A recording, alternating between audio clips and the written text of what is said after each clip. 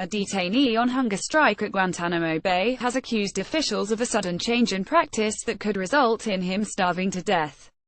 Khalid Kashim, held at the prison for 15 years without charge at trial, told his lawyer that doctors stopped force-feeding him and another inmate 3 weeks ago, and are no longer monitoring their medical condition. They have decided to leave us to waste away and die instead, Kashim, 40, told his lawyer by phone for an article published by The Guardian.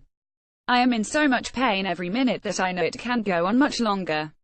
Now as each night comes, I wonder if I will wake up in the morning.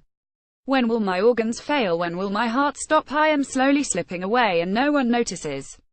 Barack Obama tried and failed to close the prison at Guantánamo, a U.S. naval station on the southeast corner of Cuba. Donald Trump has vowed to keep it open and load it up with some bad dudes.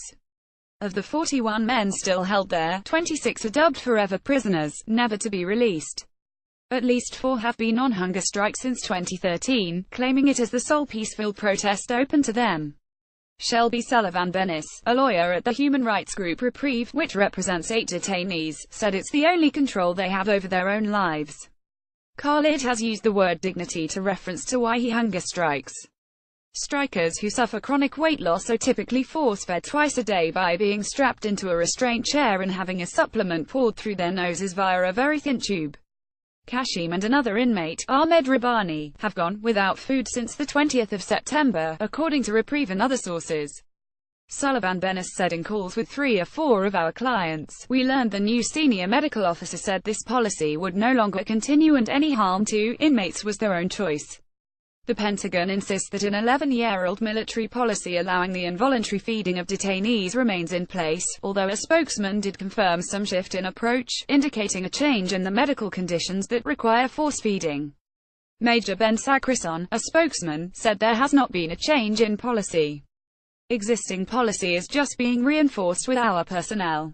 In some instances in the past, attempts to provide detainees who claimed that they were on hunger strike with a measure of dignity through voluntary enteral feedings unintentionally created a situation that potentially encouraged future hunger strikes. As a result, the pre-existing standard of medical necessity will be enforced in the future. According to Reprieve, Kashim, from a small town in Yemen, traveled to Afghanistan in search of work in 2000. He was detained by Afghan police and handed over to U.S. forces in a case of mistaken identity. He has spent most of his adult life in Guantánamo, finding consolation in painting and poetry that often reflect on his predicament. He mixed glue with gravel from the yard where detainees play football to create a 3-dimensional piece. He turned cloth from his shirt and pillow into a canvas on which he painted a cracked vase, later adding the date of Trump's inauguration. Sullivan-Bennis said someone I spoke to said that, before this, he was the happiest he had been in the past 3 years. The art gives him an ability to express himself and have a sense of pride. But when Sullivan-Bennis talked to Kashim by phone on the 5th of October, he sounded despondent. We usually start with banter like how are you, how are the family and something about his artwork. We didn't talk about his artwork for the first time I remember. When I asked, how are you, his first words were, very bad. Kashim reported that in recent weeks he had not been weighed and not had his blood pressure taken. On one occasion he passed out but did not receive treatment. These days have been the most terrifying of my 15 years in this place, he told the lawyer. We are used to torture here but this is so slow and so cruel. Sullivan-Bennis is worried that he will suffer organ damage but doubts that the U.S. military would risk a fatality. She added, we're at a crossroads. It seems quite obvious to us there has been a significant change and it does seem to be a new regime of medical neglect as punishment to quash the strike. Frankly, it seems obvious they are breaching their own standard operating procedure. Clive Stafford Smith, founder of Reprieve, wrote on its website that Rabbani now reportedly weighs just 6.7 stone 95 pounds and has long suffered internal bleeding. He quoted Rabbani as saying, I don't want to die, but after 4 years of peaceful protest I am hardly going to stop because they tell me to.